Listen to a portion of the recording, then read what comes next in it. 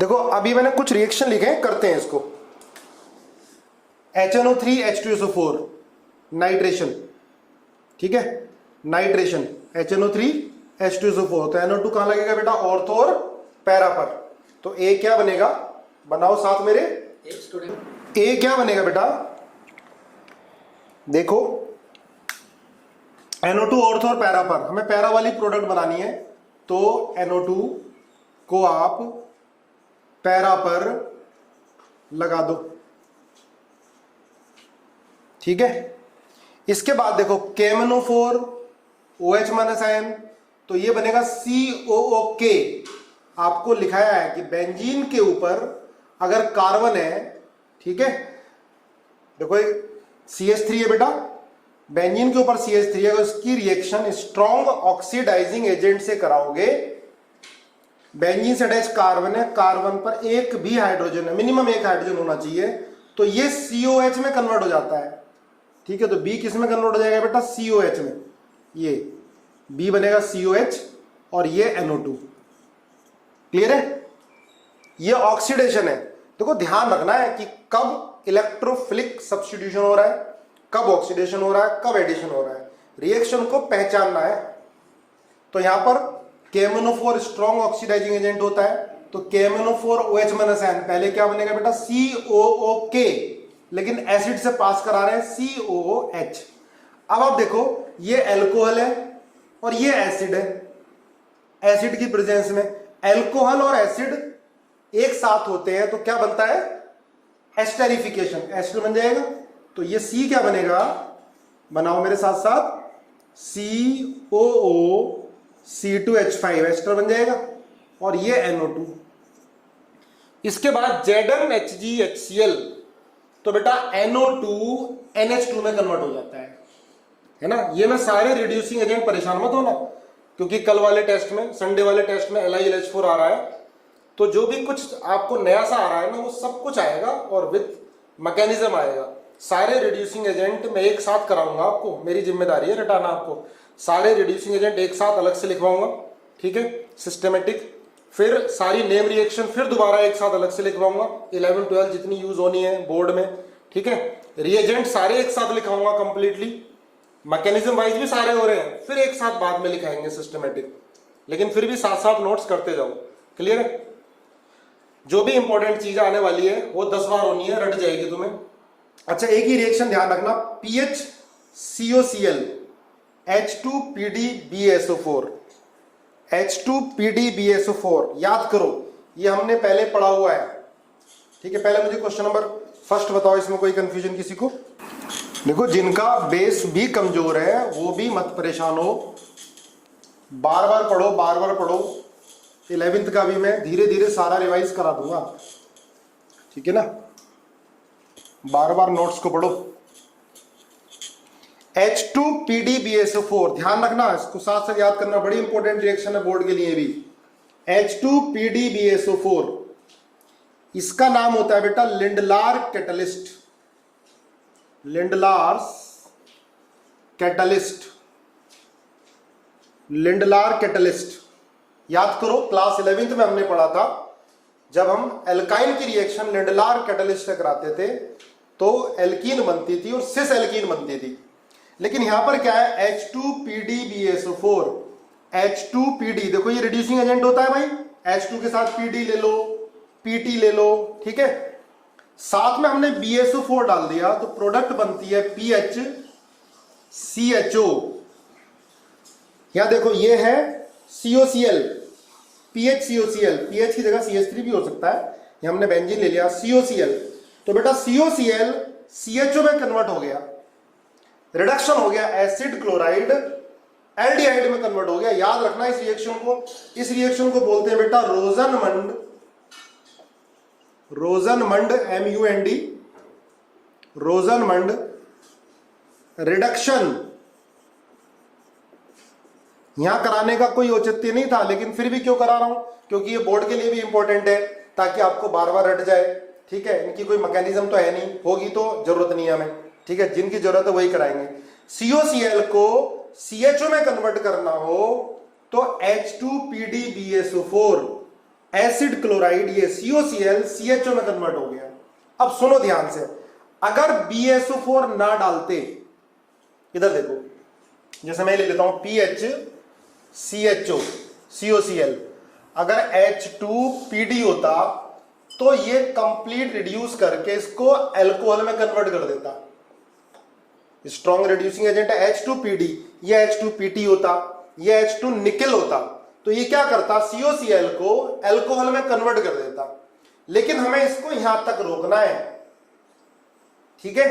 तो क्या करेगा, BSO4 कैटालिटिक पॉइजन की तरह बिहेव करता है। लिख लेना, ये क्या करता है, कैटलिस्ट की एक्टिविटी को कम कर देता है। तो लिखो, it behave as catalytic poison, ठीक है। ये क्या करता है, इसकी एक्टिविटी को, कैटलिस्ट की एक्टिविटी को कम कर देता है, ठीक है। इसलिए ये कैटालिटिक पॉइजन की तरह बिहेव करता है, ठीक है। ध्यान रखना, ठीक है। स्पेलिंग की कोई गारंटी नहीं, अपने आप से ही करना। क्लियर है। अब देखो, जब इसको पढ़ रहे हैं तो ये भी ध्यान रखो, लेंडलार कैटलिस्ट का और क्या यूज होता है। अगर हम ब्यूट2 आयन की रिएक्शन लिंडलार कैटलिस्ट से कराते हैं, एलसी क्या है, H2PD BaSO4, तो क्या बनता है, सिस। याद करो, 11th में कराया हुआ है, ये नहीं है तो फिर दोबारा ध्यान रखो, ठीक है। लिंडलार कैटलिस्ट यहां ले रहे हैं तो क्या बन रहा है, ये बन गया, ठीक है। इससे ये बन गया सिस एल्कीन। क्लियर है। और यहां लिंडलार कैटलिस्ट एसिड क्लोराइड या PHCOCl को PHCHO में कन्वर्ट करने के लिए यूज होता है। इस रिएक्शन को बोलते हैं रोजनमंड रिडक्शन। रिडक्शन हो रहा है ना, तो BSO4 का वर्क ध्यान रखना, it behave as catalytic poison, it reduce catalytic activity, है ना, पैलेडियम की, ये इसके पोर्स में चला जाता है, जिससे इसकी एक्टिविटी कम हो जाती है। क्लियर है, ध्यान रखना इसको। इसके बाद देखो, एक ये रिएक्शन है, ये भी बेटा याद रखनी पड़ेगी, ये है Stephen's reduction. Stephen's reduction, Stephen's reduction, है ना, नोट कर लो। PHCN, इसको CH2 PHCHO में, PHCN को PHCHO में कन्वर्ट करना है, CN को CHO में, ये रिडक्शन ही हो रहा है। CN को CHO में, दोनों का ऑक्सीडेशन नंबर देखना कम हो रहा होगा, देखना ध्यान से। CN को CHO में कन्वर्ट करना है, तो स्टीफन्स रिडक्शन क्या लेते हैं, SnHCl, बाद में फिर H2O, हाइड्रोलिसिस कराते हैं, ठीक है। इसकी मैकेनिज्म खुद करके देखना एक बार। देखो SnHCl, तो यहां तो हाइड्रोजन ऐड होगा, नेसेंट हाइड्रोजन निकलेगी, हाइड्रोजन ऐड होगा। इसके बाद हाइड्रोलिसिस, कई बार मैंने कराई हुई है, इसको ध्यान रखना, है ना, इंपॉर्टेंट रिएक्शन है, इसको बोलते हैं स्टीफन्स रिडक्शन। स्टीफन्स रिडक्शन अभी 2-3 बार कराऊंगा, लर्न हो जाएगा अच्छे से, लेकिन पहली बार में याद करो। स्टीफन्स रिडक्शन, PHCN, CN को CHO में कन्वर्ट करना हो, SnHCl, फिर हाइड्रोलिसिस, तो इसमें कन्वर्ट हो जाता है PHCHO, स्टीफन्स रिडक्शन। अब आप देखो, ये CH3 से CHO, ये रिएक्शन इलेक्ट्रोफिलिक एरोमेटिक सब्स्टिट्यूशन है या ऑक्सीडेशन है या रिडक्शन है, ये बताओ। ये रिएजेंट है CrO2Cl2, बताओ क्या है, EAS है, ऑक्सीडेशन है, रिडक्शन है, क्या है? बिल्कुल सही बात है, सिंपल है, क्या है ये, ऑक्सीडेशन है भाई। CH3 CHO में कन्वर्ट हो रहा है, इस रिएक्शन को बोलते हैं इटार्ड। लिखो, इटार्ड रिएक्शन, इटार्ड रिएक्शन। देखो, ये इसका ऑक्सीडेशन है। अगर हम स्ट्रॉन्ग ऑक्सीडाइजिंग एजेंट से रिएक्शन कराते हैं इसकी, जैसे KMnO4, K2Cr2O7, तो CH3COH में कन्वर्ट होता। लेकिन हमें टोलिन से बेंजल्डिहाइड में कन्वर्ट करना होता है, तो CrO2Cl2 से रिएक्शन करा देते हैं। CrO2Cl2, क्रोमिल क्लोराइड, इसको बोलते हैं बेटा क्रोमिल क्लोराइड, नाम है इस कंपाउंड का, क्रोमिल क्लोराइड। बाद में H2O भी, है ना, हाइड्रोलिसिस भी कराते हैं, तो ये बनता है CHO। कोई जरूरत नहीं है मैकेनिज्म की, ध्यान रखो। NCERT में भी रिएक्शन है ये। इस रिएक्शन का नाम होता है बेटा इटार्ड, ETARD, इटार्ड रिएक्शन, ठीक है। जब एक बार नेम रिएक्शन पढ़ेंगे फिर दोबारा ये आएगी आपको, है ना, बार बार कराएंगे इसको, रट्टा मारना पड़ेगा। टोलिन से बेंजल्डिहाइड, क्रोमिल क्लोराइड, फिर बाद में H2O। नहीं भी लिखा है तो अंडरस्टूड है, हाइड्रोलिसिस करा रहे हो, CHO बन रहा है, इसका नाम क्या हो गया, क्रोमिल क्लोराइड। आगे देखो, ये डाउस प्रोसेस होता है, ये मैं पहले भी आपको करा चुका हूं, ठीक है। देखो ये NaOH, high temperature high pressure, ठीक है, NaOH high temperature high pressure, बाद में एसिड से भी पास कराएंगे तभी OH आएगा, नहीं तो ONA आएगा। आप देखो ये C14 कार्बन है, यहां भी लग रहा है OH और यहां भी लग रहा है OH, ठीक है। तो याद करो, मैंने बताया आपको कि इससे क्या कंफर्म हो रहा है कि इसके अंदर जो मैकेनिज्म वो क्या है, बेंजाइन मैकेनिज्म है, बेंजाइन मैकेनिज्म। ये पहले मैं आपको बता चुका हूं, क्योंकि इंपॉर्टेंट रिएक्शन है इसलिए दोबारा बता रहा हूं। जब नेम रिएक्शन आएगी फिर आएगा, ठीक है, तब तक तो लर्न हो ही जाएगा। डाउस प्रोसेस, Cl हटा, OH आया, तो जिस कार्बन पे C14 बोल दिया हमने, इस पर भी लगा OH, इसके एडिसेंट कार्बन पे भी OH लगा। इसका मतलब ये कौन सी मैकेनिज्म से हो रही है रिएक्शन, बेंजाइन मैकेनिज्म। इसमें इंटरमीडिएट बेंजाइन बन रहा है, ठीक है, इंटरमीडिएट क्या बन रहा है बेटा, बेंजाइन बन रहा है। अब ये भी देखो, ये डी कार्बोक्सिलेशन 11वीं में पढ़ा है हमने, CO2 निकल गया, OH आ गया, ठीक है।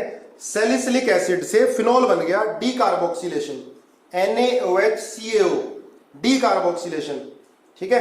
CO2 निकल जाता है NaOH और CaO की प्रेजेंस में, फिर एक बार डी कार्बोक्सिलेशन अलग से दोबारा फिर मैं कराऊंगा डी कार्बोक्सिलेशन, ठीक है। कुछ बताया भी एलिमिनेशन में, फिर आएगा, सारी इंपॉर्टेंट रिएक्शन बार बार आएंगी। ये आगे बेटा, इसके बाद आप ये देखो, ये कौन सी रिएक्शन है, ARSN, ARSN है, एरोमेटिक न्यूक्लियोफिलिक सब्स्टिट्यूशन। अब ये जो न्यूक्लियोफाइल है वो कहां जाके अटैक करेगा, देखो यहां पर अटैक कर नहीं सकता, ना यहां पर अटैक करेगा। अब NO2 के ये मेटा पर है, तो आपको मुझे बताना है कि फर्स्ट वाले क्लोरीन को हटाएगा ये या सेकंड वाले क्लोरीन को हटाएगा, बताओ। सुनो यार, ये ARSN है, न्यूक्लियोफिलिक सब्स्टिट्यूशन इन एरोमेटिक। NO2 पॉजिटिव चार्ज कहां भेजता है, ऑर्थो और पैरा पर, ध्यान रखो। NO2 पॉजिटिव चार्ज ऑर्थो और पैरा पर अटैक करेगा, तो न्यूक्लियोफाइल कहां अटैक करेगा, ऑर्थो पर। पैरा पर तो कोई लिविंग ग्रुप है नहीं, तो पहले वाले Cl को हटाएगा, प्रोडक्ट ये बनेगी। देखो मैं इतनी मैकेनिज्म करा दिया, फिर भी आप लोग सेकंड बता रहे हो, कितनी गलत बात है। फर्स्ट वाला Cl हटेगा, और हमने टेस्ट में भी दिए। अच्छा, जो आगे टेस्ट आ रहा है उसमें मैक्सिमम जो आना है वो इलेक्ट्रोफिलिक एरोमेटिक सब्स्टिट्यूशन आना है, ठीक है। तो बेटा ये बनेगा, देखना जो 2 बता रहे हैं इसका मतलब दोबारा पढ़ो एक बार, ARSN 2 नहीं होगा, क्या होगा, फर्स्ट, क्योंकि NO2 ऑर्थो पर पॉजिटिव चार्ज को इंड्यूस करेगा, तो न्यूक्लियोफाइल ऑर्थो पर अटैक करेगा और Cl निकलेगा। नोट करो इसे। एक और रिएक्शन है बेटा इसमें, लिखो, गेटरमैन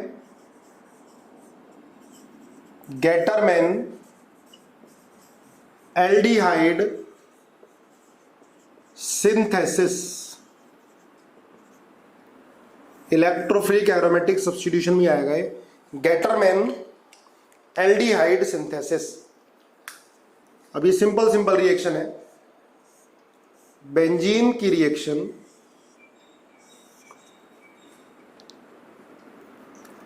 HCl HCN HCl फिर AlCl3, ठीक है। और ये फर्स्ट सेकेंड हाइड्रोलिसिस, तो ये CHO बन जाता है, बेंजीन से बेंजल्डिहाइड, HCN HCl AlCl3 फिर हाइड्रोलिसिस, ठीक है। तो बेंजीन से बेंजल्डिहाइड बन रहा है। इसकी मैकेनिज्म देखो, वो छोटी सी मैकेनिज्म है। देखो पहले HCN में आप HCl का एडिशन कराओ, तो कैसे बॉन्ड ब्रेक होगा, है ना, मेरे साथ साथ करो बेटा। ऐसे बॉन्ड ब्रेक होगा, ये H plus Cl minus N। जब ये ऐसे बॉन्ड ब्रेक हुआ, यहाँ पर माइनस आया, यहाँ पर क्या आया, प्लस, तो यहाँ क्या अटैक करेगा, H, यहाँ Cl आया, डबल बॉन्ड N और H। देखो क्लियर है। इसके बाद AlCl3, Cl को हटाएगा। अब आप कहोगे Cl को क्यों हटाएगा, इसका लोन पेयर तो रेजोनेंस में जा रहा है, लेकिन पॉजिटिव चार्ज स्टेबल बनेगा पी पाई बॉन्डिंग पर, है ना। इसका ये रेजोनेटिंग स्ट्रक्चर होगा HC triple bond NH plus. AlCl3 ने Cl को हटाया, Cl को हटने के बाद ये कार्बोकेटायन बना stable, iminium carbocation, iminium IMINIUM, iminium carbocation, ठीक है। ये इसको लोन पेयर देगा, यहां पर ट्रिपल बॉन्ड आएगा। ये दोनों एक दूसरे के कैनोनिकल स्ट्रक्चर है। देखो पी पाई बॉन्डिंग हो गई, ये लोन पेयर इधर गया, पी पाई बॉन्डिंग हो गई, है ना। इसने बॉन्ड बनाया, अपने लोन पेयर दिया, एन पर पॉजिटिव आ गया। इन दोनों में स्टेबिलिटी पूछ ली फर्स्ट और सेकंड, तो किसकी ज्यादा होगी और क्यों होगी बताओ मुझे, फर्स्ट और सेकंड में। सेकंड की रीजन ऑक्टेट कंप्लीट है, गुड। सेकंड की होगी क्योंकि ऑक्टेट कंप्लीट है, बढ़िया। देखो दोनों रेजोनेटिंग स्ट्रक्चर हैं, इन दोनों में सेकंड की स्टेबिलिटी ज्यादा होगी क्योंकि ऑक्टेट कंप्लीट है। ये नहीं देखोगे कि एन पर पॉजिटिव चार्ज है, वो तो बाद में देखते हैं, पहले हम ऑक्टेट कंप्लीट देखते हैं। तो इन दोनों में से कोई भी इलेक्ट्रोफाइल की तरह बिहेव कर जाएगा। देखो अब क्या होगा, सेम मैकेनिज्म जो हम EAS में पढ़ते आ रहे हैं, है ना, बार बार, अब तो बोर भी हो गए होंगे कि बार बार एक ही चीज पढ़ते आ रहे हैं। HC triple bond NH plus, ठीक है। देखो अब ये यहां पर अटैक करेगा, ये बॉन्ड टूटेगा। आप डायरेक्ट इसको भी ले सकते थे डायरेक्ट, लेकिन ये ज्यादा स्टेबल है, ये दिखाओ। ये कौन सा होगा बेटा, स्लो स्टेप होगा, RDS, ठीक है। इसने इसको इलेक्ट्रॉन दिया, ये बॉन्ड इधर ब्रेक हो गया। तो क्या बना ये, बनाओ साथ साथ मेरे, आराम आराम से करो, साथ साथ याद हो जाएगी रिएक्शन, ठीक है। ये आगे बेटा CH डबल बॉन्ड NH और ये प्लस, क्या बोलते हैं इसको, वीलैंड कॉम्प्लेक्स, है ना। देखो सारी रिएक्शन में यही तो बन रहा है, जितनी भी हमने इलेक्ट्रोफिलिक एरोमेटिक सब्स्टिट्यूशन पढ़नी है, सब में क्या है, सिग्मा कॉम्प्लेक्स, या क्या बोलते हैं इसको, वीलैंड कॉम्प्लेक्स, सब में यही तो बन रहा है, सेम मैकेनिज्म है। इसके बाद क्या होगा, हाइड्राइड H प्लस निकलेगा, माइनस छोड़ के क्या बन गया, देखो CH डबल बॉन्ड NH। फिर कराएंगे हाइड्रोलिसिस, H2O साथ में H प्लस, CHO बन जाएगा। चलो मैं करा के दिखा देता हूं, हाइड्रोलिसिस भी पूरा दोबारा से करा के दिखा देता हूं। तो यहां तक समझ में आया, CHO बन गया ना। अब आगे देखो, देखो क्या ये, अब इसकी हाइड्रोलिसिस कराते हैं, समझो यहां तक, मेरे साथ साथ हाइड्रोलिसिस कराओ। CH double bond NH। अब देखो हमने H2O और H प्लस हाइड्रोलिसिस करानी है, तो बेटा H प्लस कहां अटैक करेगा, पहले N पे अटैक करेगा, कराओ मेरे साथ N पे अटैक, साथ साथ लिखते जाओ, NH2 प्लस। अब ये बॉन्ड ऐसे ब्रेक होगा N की तरफ, C पर पॉजिटिव आएगा, जब C पे पॉजिटिव आएगा तो C पर क्या आ जाएगा, OH आ जाएगा। लिखो साथ साथ भाई, ये बॉन्ड ब्रेक करोगे, ठीक है, H2 का OH C पर आ जाएगा। वैसे पूरा H2 अटैक करता है, फिर H प्लस आयन निकलता है, चलो पूरा अटैक करा देते हैं, है ना। लिखो साथ साथ मेरे, CH यहां पर O H प्लस NH2, है ना, बॉन्ड ब्रेक किया, यहां पर प्लस आया, या माइनस प्लस न्यूट्रल, प्लस पर H2 ने अपने लोन पेयर दे दिए, है ना। तो लोन पेयर दिया, ऊपर प्लस आ गया। अब ये H प्लस आयन निकल जाएगा यहां से, इलेक्ट्रॉन छोड़कर, फिर वो N पर जाकर अटैक कर जाएगा, कराओ अटैक। तो ये आया बेटा, करो साथ साथ करो मेरे, CH NH3 प्लस और ये आ गया OH। अब आप देखो ये NH3 निकलेगा, NH3 निकलेगा, C पर क्या आएगा, पॉजिटिव, NH3 निकलेगा बेटा, N पर पॉजिटिव चार्ज हो गया, NH3 अमोनिया निकलेगा, यहां पॉजिटिव चार्ज आएगा, यहां पॉजिटिव आएगा, तो ये बॉन्ड बनाएगा इसके साथ बॉन्ड बनाएगा, तो ये बनेगा, करो ट्राई करो मेरे साथ, CH double bond O H plus, ammonia निकल गया, अब इसके बाद क्या होगा, ये इलेक्ट्रॉन छोड़ के निकल लेगा, प्रोडक्ट बन गई CHO। ठीक है, मैकेनिज्म जरूरत नहीं थी, लेकिन बार बार करोगे तो कुछ रिएक्शन जो सिलेबस के अंदर है, कभी कभी बोर्ड में भी लिखने के लिए आ जाती हैं, तो बार बार ट्राई करो मेरे साथ साथ। देखो क्लियर हुआ, यस और नो लिखो, समझ में आया बेटा। आज मैं न्यूक्लियोफिलिक एडिशन स्टार्ट करूंगा। न्यूक्लियोफिलिक एडिशन बहुत इंपॉर्टेंट है, बहुत ज़्यादा आती है कंपटीशन में भी, और सबसे टफ मानी जाती है, पर सबसे इजी बना देंगे उसको। हर रिएक्शन की मैकेनिज्म करेंगे, एक तरह के बहुत सारे एग्जाम्पल करेंगे तो बहुत इजी बन जाता है। अब है गेटरमैन कोच, इसी की तरह है बेटा reaction, Gattermann coach, Gattermann coach reaction. इसमें क्या होता है, बेंजीन की रिएक्शन, मेरे साथ साथ लिख लो, CO और साथ में HCl। ठीक है, COHCl, AlCl3 ले लो, तो ये बनेगा CHO। ठीक है, दोनों में प्रोडक्ट सेम बन रही है, गेटरमैन एल्डिहाइड सिंथेसिस में भी और गेटरमैन कोच में भी। बस गेटरमैन कोच में क्या है, CO, ध्यान रखना, CO, गेटरमैन कोच याद रह जाएगा। इसमें क्या होगा बेटा, मैकेनिज्म बड़ी इजी है इसकी। ठीक है, CO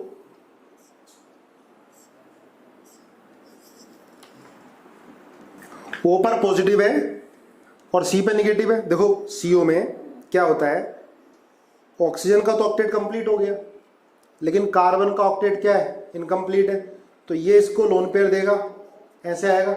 मैं इसको ऐसे लिख दूं, O पर पॉजिटिव और C पे निगेटिव, या आप ये कोऑर्डिनेट बॉन्ड बना दो, या सिंपल कोवलेंट बॉन्ड बना के पॉजिटिव निगेटिव, भाई इसने इलेक्ट्रॉन लिए, इसने दिए। अब देखो HCl का जो H प्लस है, अब AlCl3 HCl, AlCl3 HCl को डिकम्पोज कर देगा, AlCl3 Cl माइनस आयन ले लेगा, H प्लस आयन बच गया, है ना। AlCl3 HCl को डिकम्पोज कर देगा, AlCl3 Cl ले लेगा, H प्लस आयन बच गया। ये H प्लस आयन कहाँ अटैक करेगा, C पर, समझ गया ना, ये HCl से H प्लस आयन आया, ये C पर अटैक कर देगा। बहुत सिंपल रिएक्शन है, ये आ गया H O प्लस। अगर मैं इस बॉन्ड को इधर ब्रेक कर दूं तो ये आ गया HCO प्लस, ये दोनों एक दूसरे के रेजोनेटिंग स्ट्रक्चर ही तो है। अब आप देखो ऊपर वाला नीचे वाला, अगर मैं लोन पेयर इसको दे दूं तो ऊपर वाला बन जाएगा, ऊपर वाला ज्यादा स्टेबल होगा। ठीक है, देखो ध्यान से, तो ये अटैक करा दो। अब मैं पूरी मैकेनिज्म नहीं लिख रहा, बार बार फिर मैं व्हील एंड कॉम्प्लेक्स बनाऊं। ये CHO प्लस, ठीक है, ये इससे इलेक्ट्रॉन लेगा, डायरेक्ट हमने इसको बना दिया ना, बहुत सिंपल रिएक्शन है, CHO। क्लियर है भाई, ये बन गया बेंजल्डिहाइड। बेंजीन से बेंजल्डिहाइड दोनों में बन रहा है, गेटरमैन कोच में भी बन रहा है और गेटरमैन एल्डिहाइड सिंथेसिस में भी बन रहा है। ठीक है, दोनों एक जैसी रिएक्शन है, रिएजेंट अलग अलग है, ध्यान रखना पड़ेगा, मजबूरी है। इसके बाद एक बहुत सिंपल सी रिएक्शन भी है, उसकी मैकेनिज्म हमें जरूरत नहीं है, लिख लो। इस रिएक्शन का नाम होता है फ्राइज रीअरेंजमेंट। लिखो, फ्राइज रीअरेंजमेंट, फ्राइज रीअरेंजमेंट है, डालो फ्राइज रीअरेंजमेंट। ये भी इलेक्ट्रोफिलिक एरोमेटिक सब्स्टिट्यूशन है, OCOCH3। इसको AlCl3 की प्रेजेंस में हीट करते हैं, इसको AlCl3 की प्रेजेंस में हीट करते हैं और ये बनती है बेटा product OH COCH3 plus ortho और पैरा दोनों, OH COCH3। ठीक है, देखो हाई टेम्परेचर पर ये मेजर होती है, लिख लेना, major at high temperature, major at high temperature, major at high temperature, thermodynamically controlled product है। इसको क्या बोलेंगे, काइनेटिकली कंट्रोल। ये thermodynamically controlled product high temperature पर मेजर होती है, ये 100 डिग्री से ऊपर टेम्परेचर पर ये मेजर होती है, ठीक है। इसको मैंने EAS में क्यों लिखाया, एक बार समझ लो, है ना, इसकी मैकेनिज्म पूछी नहीं जाएगी, है ना, लेकिन ध्यान रह जाए तो समझो। AlCl3 क्या करेगा बेटा, यहां पर अटैक करेगा ऊपर, ठीक है, ये बॉन्ड ऊपर टूटेगा, क्लियर है। तो ये इधर, या आप ऐसा करो, यहां पर अटैक करा दो, ठीक है, तो यहां पर प्लस आ जाएगा, ये बॉन्ड ऐसे ब्रेक हो जाएगा, ठीक है। यहां C+ से आएगा, देखो ये इसमें कार्बोकेटाइन ये बनता है, ये COCH3, ये कार्बोकेटाइन बनता है, फिर ये जाकर अटैक करेगा ऑर्थो पर भी, पैरा पे भी अटैक करेगा, ठीक है। AlCl3 की प्रेजेंस में मान लिया AlCl3 यहां अटैक कर गया O के लोन पेयर पर, O पर क्या आ जाएगा बेटा, पॉजिटिव आ जाएगा, ये बॉन्ड फिर ऐसे ब्रेक होगा, ठीक है, C पर पॉजिटिव, ये ऑर्थो और पैरा पर अटैक कर जाएगा, इसलिए EAS में लिखा है इलेक्ट्रोफिलिक एरोमेटिक सब्स्टिट्यूशन। याद रखो, इसकी रिएक्शन OCOCH3 एस्टर ये है, वैसे इसकी रिएक्शन कराएंगे तो जो COCH3 है दिस कैटायन ऑर्थो और पैरा पर जाकर अटैक कर जाएगा।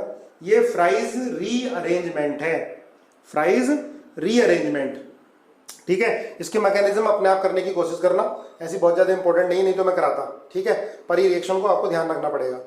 इस तरह की मैकेनिज्म मैं करा चुका हूं आपको, ठीक है, ध्यान रखोगे, ठीक, बोलो इतना क्लियर है। इलेक्ट्रोफिलिक एरोमेटिक सब्स्टिट्यूशन खत्म। एक बार देखो, रिवाइज करो। सबसे पहले हमने पढ़ी थी कौन सी रिएक्शन, फ्रीडल-क्राफ्ट। फ्रीडल-क्राफ्ट में कार्बोकेटायन बन रहा था क्या, अल्काइल कार्बोकेटायन, मेरे साथ साथ रिवाइज करो। उसके बाद हमने पढ़ी नाइट्रेशन, फिर पढ़ी sulphonation, Reimer Tiemann reaction, azo coupling, Kolbe's reaction, Gattermann aldehyde synthesis, Gattermann Koch reaction और रिटार्ड रिएक्शन, ठीक है। अब हेडिंग डालो न्यूक्लियोफिलिक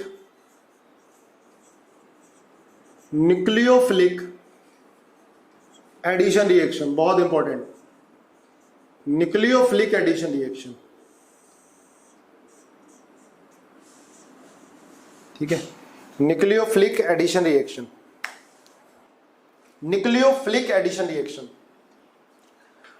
देखो न्यूक्लियोफिलिक एडिशन जनरली, मेरे साथ साथ लिखो, generally takes place in carbonyl compound, carbonyl compound, generally carbonyl compound nucleophilic addition reaction देते हैं। कार्बोनिल कंपाउंड क्या होते हैं, एल्डिहाइड और कीटोन, COR, ठीक है। एल्डिहाइड और ketones they are carbonyl compound. तो कार्बोनिल कंपाउंड में जनरली न्यूक्लियोफिलिक एडिशन होता है। देखो कैसे, कार्बोनिल कंपाउंड में अगर हम न्यूक्लियोफाइल को अटैक कराएंगे, कार्बोनिल कंपाउंड पर न्यूक्लियोफाइल को अटैक कराएंगे, तो न्यूक्लियोफाइल कहां अटैक करेगा, तो भाई कहां अटैक करेगा न्यूक्लियोफाइल, जहां पर उसको पॉजिटिव चार्ज दिखाई देगा। तो CO में जो CO का बॉन्ड है वो किधर ब्रेक होगा, O की तरफ, देखो न्यूक्लियोफाइल यहां अटैक करेगा और ये बॉन्ड इधर ब्रेक होगा। ये स्टेप होता है बेटा RDS। RDS क्या होता है, रेट डिटरमाइनिंग स्टेप। और रेट डिटरमाइनिंग स्टेप कौन सा होता है, slow step. Slow step is the rate determining step. जितनी भी रिएक्शन होनी है, एक चैप्टर आएगा carbonyl compound, aldehyde, ketone, carboxylic acid. लोगों को लगता है बड़ा टफ है, मैकेनिज्म समझना इतना इजी लगेगा ना, आपको रटना नहीं पड़ेगा, बस आपको न्यूक्लियोफाइल पता होना चाहिए कि ये क्या है, कैसा है, स्ट्रॉन्ग है, ठीक है, कहाँ अटैक करेगा। घबराने की जरूरत नहीं है, हमने बेसिक्स बनाए हैं मैकेनिज्म के अच्छे से। तो न्यूक्लियोफाइल बेटा कहाँ अटैक करेगा, देखो मुझे बताने की जरूरत नहीं है, आपको खुद पढ़ा है, पता है कि न्यूक्लियोफाइल कहाँ अटैक करना है, जहां पर इलेक्ट्रॉन की कमी हो। अब ऑक्सीजन ज्यादा इलेक्ट्रोनेगेटिव है तो ये पाई इलेक्ट्रॉन को अपनी तरफ खींचेगा, तो पॉजिटिव चार्ज यहां डेवलप्ड होगा, न्यूक्लियोफाइल यहां पर जाकर अटैक करेगा, तो ये बनेगा O माइनस और ये NU। ठीक है, 90% रिएक्शन कार्बोनिल कंपाउंड की इसी तरह से होनी है। ये NU आ गया बेटा, न्यूक्लियोफाइल। अब देखो जो इसका रेट डिपेंड करेगा, रेट ऑफ न्यूक्लियोफिलिक एडिशन। अच्छा, इसके बाद आप H, जो भी इलेक्ट्रोफाइल हो H से करा दो, तो यहां पर एल्कोहल आ गया, ये NU। पर स्लो स्टेप होगा जिसमें न्यूक्लियोफाइल अटैक करेगा, और कहां अटैक करेगा?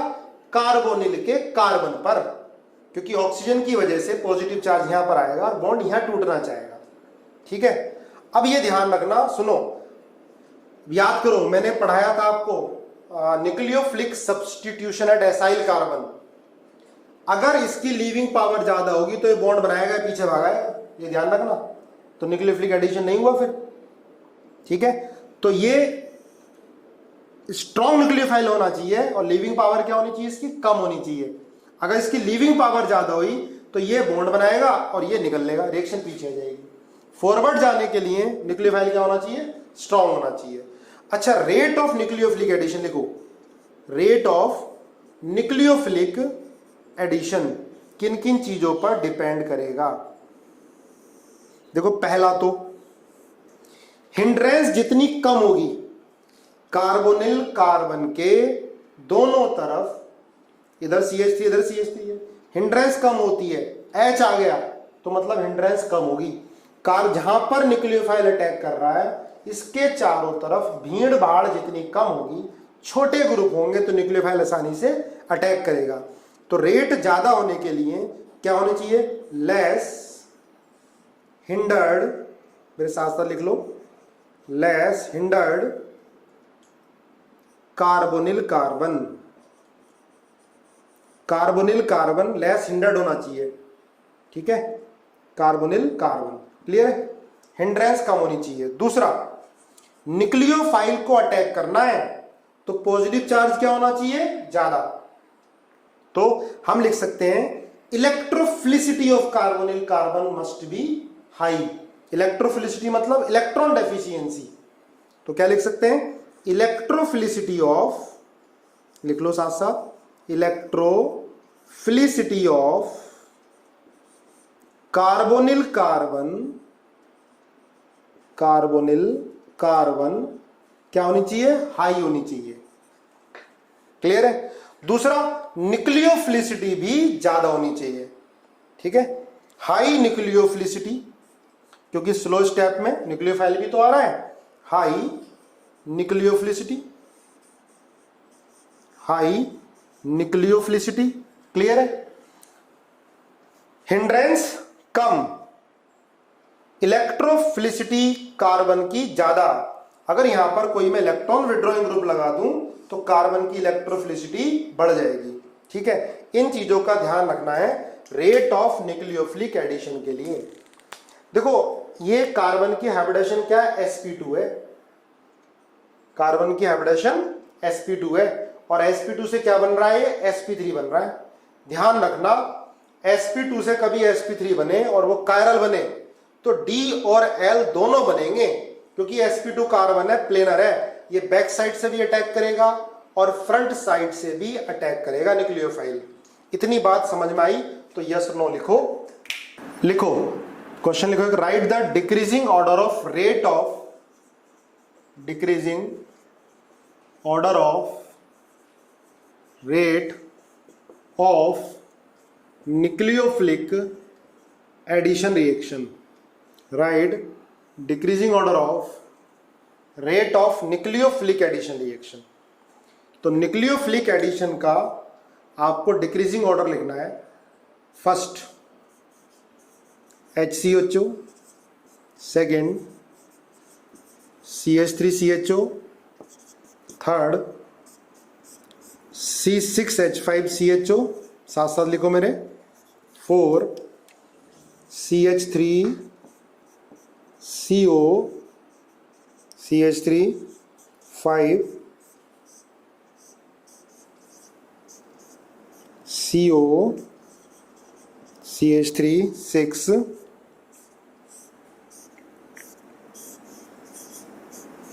CO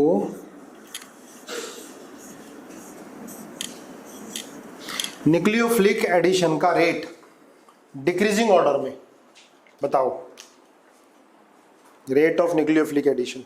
फर्स्ट, सेकेंड, थर्ड, 4, 5, 6, सबसे ज्यादा फर्स्ट का, सेकेंड का, थर्ड का, 4 का, 5 का, फिर 6 का, यही ऑर्डर है।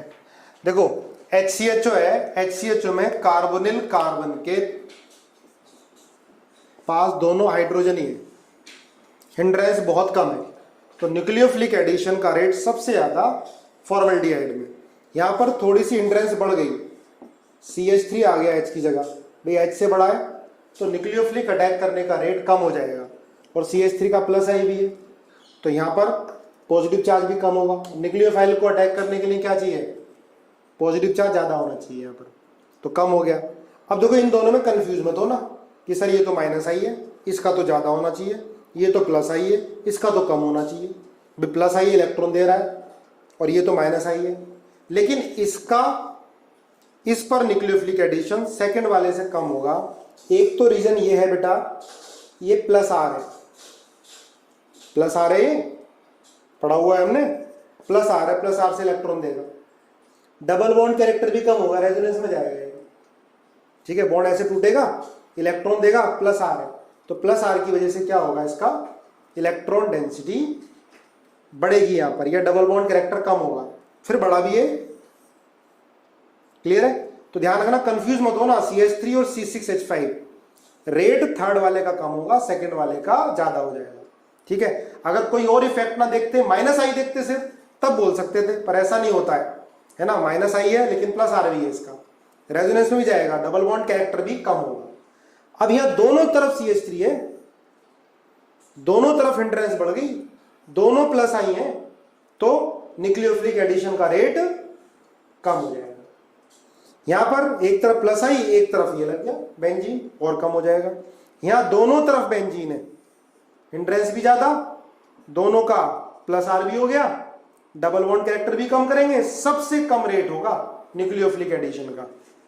क्लियर होगी बात? देखो इन दोनों में कंफ्यूजन रहता है बच्चों को, अब आपका कंफ्यूजन नहीं, कंफ्यूजन दूर हो जाना चाहिए, ठीक है। ये है rate of nucleophilic addition.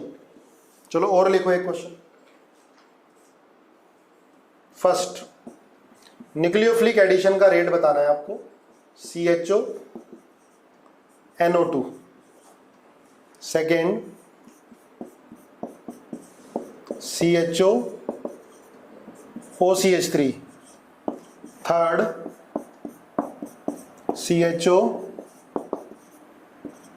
O minus, 4 CHO CH3, 5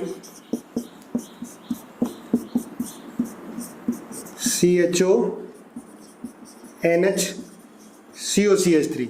rate of nucleophilic addition कहां होना है, कार्बोनिल कार्बन पर, ठीक है। अब आप देखो न्यूक्लियोफिलिक एडिशन के लिए हम क्या देखते हैं, बताओ मुझे। देखो जिसको प्लस आर का ऑर्डर लर्न होगा अच्छे से, वो तुरंत कर लेगा।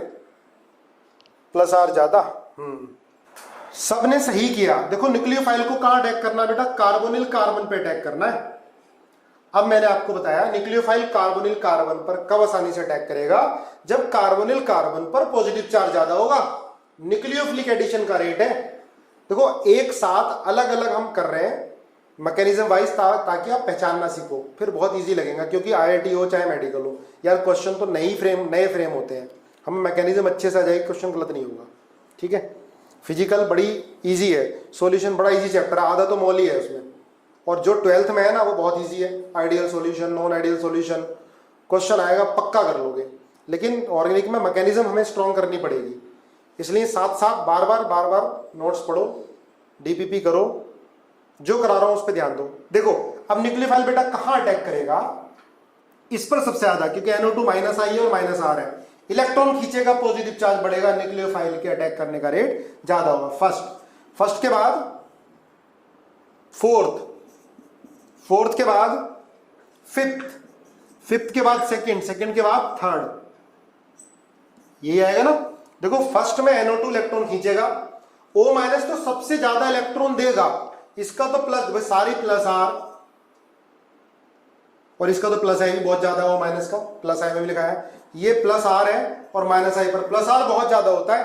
देखो इन दोनों में कभी कंफ्यूज मत हो ना, कभी आपको लगे कि यार ये तो प्लस आर भी है और प्लस आई भी है तो ये ज्यादा होना चाहिए, पर इसका प्लस आर बहुत ज्यादा होता है, इसका प्लस आर इतना ज्यादा और माइनस आई जो है इतना सा होता है, तो इसका प्लस आर CH3 से काफी ज्यादा हो जाता है, इसके प्लस आई को भी कंपनसेट कर जाता है। तो फर्स्ट के बाद फोर्थ, ठीक है, क्योंकि ये बहुत ज्यादा इलेक्ट्रॉन दे रहे हैं, ये कम दे रहा है, ठीक है। फोर्थ के बाद 5 के बाद सेकंड सबसे कम थर्ड, ये होगा रेट ऑफ न्यूक्लियोफिलिक एडिशन, ठीक है। और देखो first CO CH2 CH3, second decreasing order of nucleophilic addition लिखना है CH2 NO2, third CO CH2 OCH3, four CO CH2 NH2, fifth CO CH2 CF3। Nucleophilic addition का rate बताना है आपको, ठीक है। न्यूक्लियोफिलिक एडिशन कहाँ होता है बेटा, कार्बोनिल कार्बन पर ही होता है, सब पर यही होना है। अब आपको बताना है कि न्यूक्लियोफिलिक एडिशन का रेट सबसे ज्यादा किस में होगा, आराम से सोचो फिर बताओ। चलो देखो सबसे ज्यादा, देखो किस किस का सही है चेक करो, सबसे ज्यादा सेकंड NO2 का माइनस आई, अब यहां R का मतलब नहीं कोई रेजोनेंस थोड़ा हो रही होगी इसके साथ, माइनस आई, तो माइनस आई क्या करेगा, पॉजिटिव चार्ज बढ़ाएगा कार्बन का, न्यूक्लियोफाइल के अटैक करने का रेट बढ़ेगा, इजी है, ठीक है। तो सबसे ज्यादा होगा सेकंड, सेकंड के बाद होगा CF3, NO2 के बाद CF3 का और CN का होता है, ध्यान रखना, CF3 स्ट्रॉन्गली माइनस आई है, तो फिर क्या होगा फिफ्थ, फिफ्थ के बाद होगा OCH3 का ही माइनस आई होता है, अब यहां R नहीं लगेगा, रेजोनेंस कहां हो रही है, ठीक है। 5 के बाद होगा थर्ड, थर्ड के बाद होगा 4, देखो O और N में O ज्यादा इलेक्ट्रोनेगेटिव है, इसका माइनस आई ज्यादा, NH2 का माइनस आई कम होगा, इसके बाद होगा 4 और सबसे कम होगा फर्स्ट, ये ऑर्डर आएगा। दोबारा देख लो, NO2 का माइनस आई सबसे ज्यादा, NO2 के बाद CF3 का माइनस आई है ना, यहां पर रेजोनेंस थोड़ा ना हो रहा है इनमें, इनके साथ, ठीक है। तो माइनस आई देखेंगे, सारे रिजल्ट माइनस आई से आएंगे, जिसका माइनस आई ज्यादा होगा वो पॉजिटिव चार्ज ज्यादा इंटेंसिफाई करेगा, ठीक है। NO2 CF3 फिर OCH3 का माइनस आई NH2 से ज्यादा है, तो CH3 का तो प्लस आई है, क्लियर है। यह है न्यूक्लियोफिलिक एडिशन। और देखो न्यूक्लियोफिलिक एडिशन का रेट HCO OCH3, अच्छा तो सब्स्टिट्यूशन होगा CH3, second HCO CH2 C6H5, third HCO CH2 CN, first second third, जल्दी बोलो न्यूक्लियोफिलिक एडिशन का रेट, CH3 का CF3 का। बेटा देखो तुम कंफ्यूज क्यों होते हो, CF3 का नो डाउट माइनस H होता है, पर माइनस H तो तब होगा ना जब किस पे लगाओ, बेंजीन पर, है ना, बेंजीन पर लगाओ तभी तो माइनस H होगा, ये F है ये F है, कंफ्यूज हो जाते हो यार आप लोग, कहाँ लगना है कहीं भी कुछ लगाने लगते हो।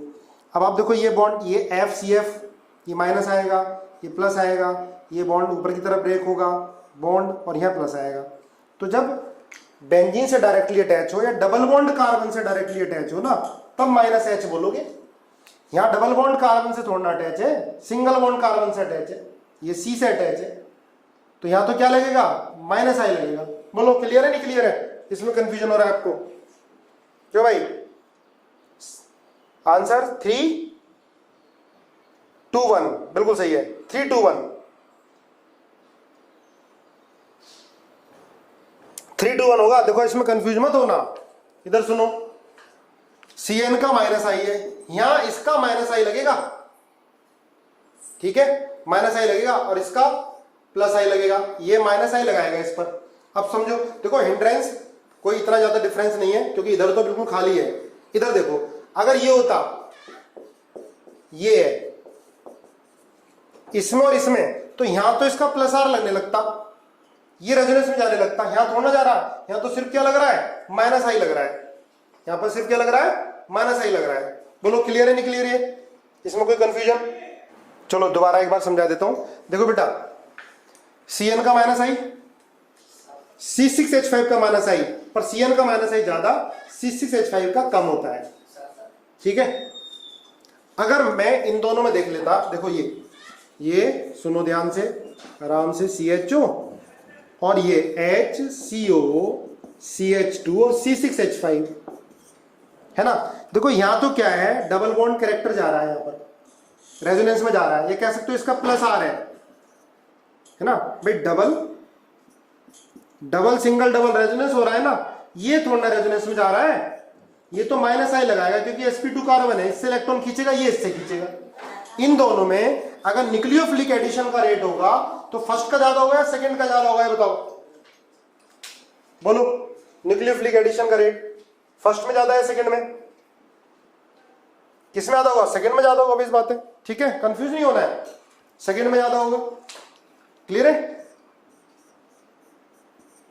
चलो देखो, न्यूक्लियोफिलिक एडिशन बहुत सारी रिएक्शन है, इसमें नेम रिएक्शन भी आएंगी।